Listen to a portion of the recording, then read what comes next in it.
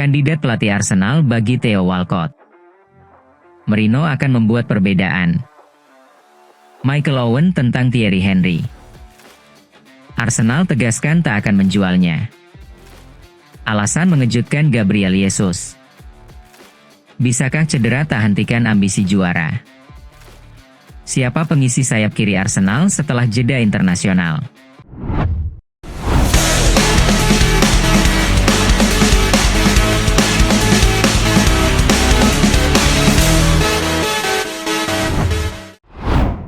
Kandidat pelatih Arsenal bagi Theo Walcott.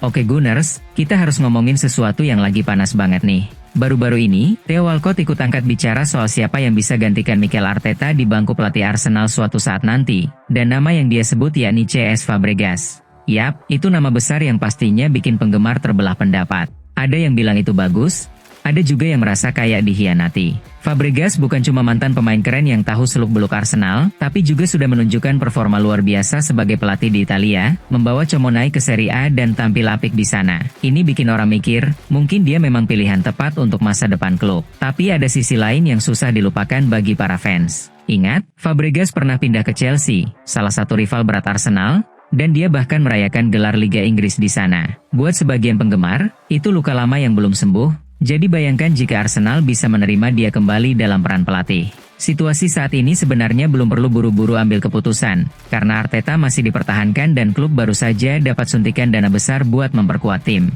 Jadi, proyek Arteta belum selesai. Tapi apa yang diungkap Walcott bikin kita mikir serius tentang apa yang kita cari dalam seorang pelatih. Apakah lebih penting pengalaman, kejeniusan taktikal, atau loyalitas yang gak bisa diganggu-gugat? Jadi, ini bukan soal benar atau salah, lebih ke dilema antara pikiran dan perasaan.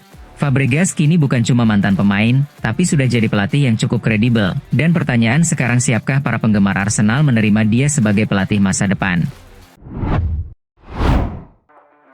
Mourinho akan membuat perbedaan. Mikel Mourinho baru saja memberikan penampilan yang benar-benar mengingatkan kita tentang kualitas aslinya. Melawan Bulgaria, dia menunjukkan kelasnya sebagai gelandang tengah dengan mencetak gol lewat sundulan.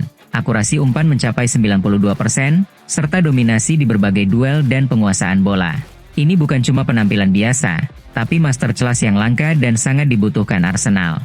Saat melawan Liverpool, Mourinho dipaksakan bermain di posisi yang lebih maju dan tidak natural baginya karena absennya Odegaard. Itu membuatnya kesulitan dan kurang maksimal. Namun untuk Spanyol, dia kembali ke posisi alami sebagai gelandang bertahan bersama Zubimendi, rekan setimnya di Arsenal, dan hasilnya luar biasa. Keduanya membentuk dua tengah yang sangat solid, dan penampilan mereka bersama melukiskan gambaran tentang masa depan lini tengah Arsenal yang menjanjikan. Penampilan gemilang ini juga penting untuk mengembalikan kepercayaan diri Mourinho sebelum laga penting musim Arsenal yang akan menghadirkan melawan berat seperti Nottingham Forest, Manchester City, dan Newcastle. Jadi, semoga apa yang sudah diperlihatkan Mourinho bersama Spanyol bisa menjadi sinyal bahwa versi terbaik dari dirinya akan hadir di lapangan Arsenal, membantu klub melewati tantangan berat ke depan. Kita benar-benar butuh pemain seperti ini untuk menjalani sisa musim dengan kuat. Michael Owen tentang Thierry Henry.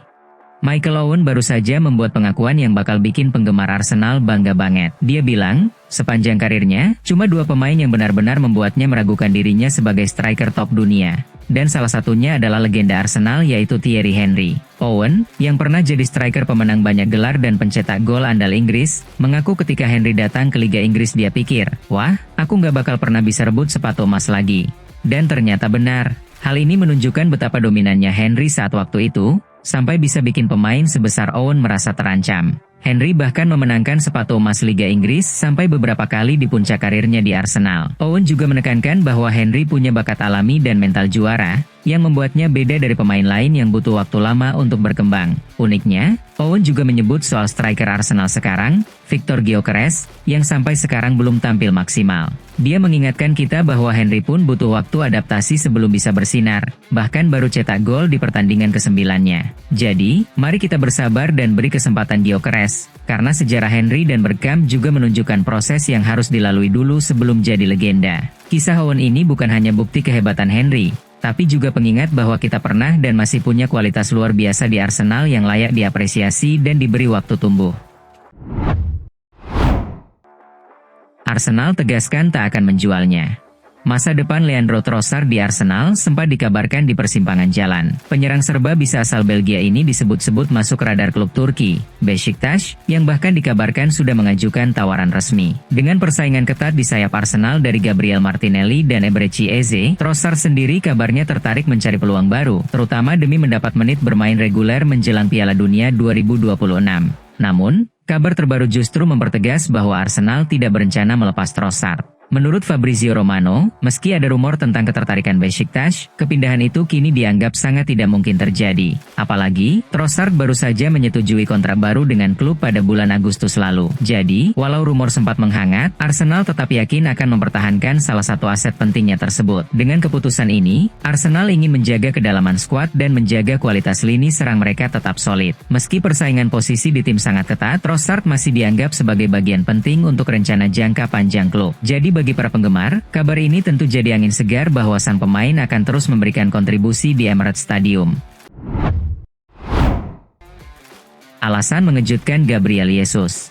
Skuad Liga Champions Arsenal tanpa Gabriel Jesus bikin banyak penggemar bertanya-tanya. Jesus yang lagi pemulihan cedera serius dicoret dari daftar karena klub fokus ke kebugaran jangka panjangnya, bukan cuma buat tampil di beberapa pertandingan grup. Jadi, ini bukan soal konspirasi atau rencana jual pemain, melainkan keputusan matang tim medis dan pelatih yang ingin memastikan Jesus kembali dalam kondisi benar-benar bugar. Kalau dipikir-pikir, strategi ini cerdas banget. Jesus direncanakan siap main di babak gugur Liga Champions, di mana pertandingan lebih krusial dan butuh kontribusi maksimal darinya. Jadi, daripada buru-buru jadikan dia main di laga penyisihan grup dan malah risiko cederanya kambuh, Arsenal memilih pendekatan jangka panjang supaya ia bisa maksimal saat benar-benar dibutuhkan. Jesus sendiri saat ini sudah mulai kembali latihan, dan itu kabar menggembirakan buat Arsenal. Kehadirannya sangat penting karena sejak datang pada 2022, Jesus langsung memberikan dampak positif besar di lini serang. Pemain muda klub pun mengakui kemampuan dan bakatnya yang luar biasa. Jadi pasti mereka semua menunggu momen dia fit dan siap bertempur lagi. Intinya, Arsenal sedang bermain pintar dengan merawat salah satu pemain terbaiknya. Ini juga tanda bahwa klub sudah belajar dari pengalaman dan ingin menjaga kualitas tim lebih matang, bukan sekadar cari kemenangan instan. Jadi, tunggu saja sampai Jesus kembali dengan tenaga penuh. Saatnya dia tunjukkan kelasnya dan bantu Arsenal meraih kejayaan musim ini. Bisakah cedera tak hentikan ambisi juara? Musim ini, Arsenal sedang menghadapi ujian berat dengan banyak pemain kunci yang harus menepi akibat cedera. Bukayo Saka, Kai Havertz, William Saliba, dan Gabriel Jesus semuanya absen, meninggalkan lubang besar di lini tengah dan lini depan tim. Meski begitu, manajer Arsenal tetap optimis karena belanja pemain baru yang signifikan di bursa transfer sebelumnya memberikan opsi cadangan. Pemain seperti Madueke dan Mosquera mulai mendapat kesempatan untuk membuktikan diri menggantikan posisi pemain yang cedera. Namun, adaptasi dan konsistensi mereka jadi tantangan tersendiri di tengah persaingan ketat Liga Inggris. Cedera ini jelas berpengaruh pada performa dan rencana strategis tim. Saka yang biasanya jadi motor serangan di sayap, serta kekuatan pertahanan dari Saliba sangat dirindukan. Namun, Arsenal harus tetap fokus dan memaksimalkan pemain yang tersedia agar tidak kehilangan poin penting. Musim ini sangat menuntut mental dan fisik yang kuat. Jika Arsenal bisa melewati masa sulit ini, tetap bersaing dengan tim-tim papan atas seperti Liverpool dan Chelsea, serta mengurangi risiko cedera saat pemain kembali fit, impian meraih gelar juara masih terbuka lebar. Badai cedera memang menyulitkan, tapi bukan berarti peluang lenyap begitu saja. Siapa pengisi sayap kiri Arsenal setelah jeda internasional? Setelah jeda internasional, posisi sayap kiri Arsenal jadi perhatian utama. Tanpa Bukayo Saka, kreativitas dan ancaman di sisi kiri benar-benar terasa kurang. Gabriel Martinelli masih tampil kurang konsisten, jadi posisinya belum pasti. Di tengah situasi ini, Eberechi Eze muncul sebagai kandidat segar yang menarik. Biasanya dia bermain sebagai gelandang serang, tapi kemampuan Eze saat berada di sayap kiri, dengan kecepatan dan kreativitasnya menembus pertahanan lawan, memberikan pilihan baru bagi Arsenal. Leandro Trossard juga tetap punya peran penting. Meskipun tak selalu jadi pilihan utama, pengalaman dan fleksibilitasnya bisa sangat membantu, terutama jika dia bergantian dengan Eze. Di sisi bertahan, Ricardo Calafiori menunjukkan perkembangan positif. Dia tidak hanya kuat menjaga lini belakang, tapi juga kerap memberikan umpan-umpan matang untuk memperkuat serangan. Selain itu, ada talenta muda seperti Miles Lewis Kelly dan Piero Hincapié yang siap menyuntikkan energi dan opsi tambahan di posisi tersebut. Dengan kombinasi pemain yang ada, sisi kiri Arsenal kini menjadi area yang penuh teka-teki sekaligus peluang besar. Keputusan Mikel Arteta tentang siapa yang bermain akan sangat menentukan bagaimana kekuatan dan kreativitas serangan Arsenal berjalan di laga-laga selanjutnya. Jadi kita tunggu saja bagaimana Arteta meracik lini kiri The Gunners di sisa musim ini. Support kami dan follow sosial media Suka The Gunners untuk mengikuti berita yang akan kami sajikan.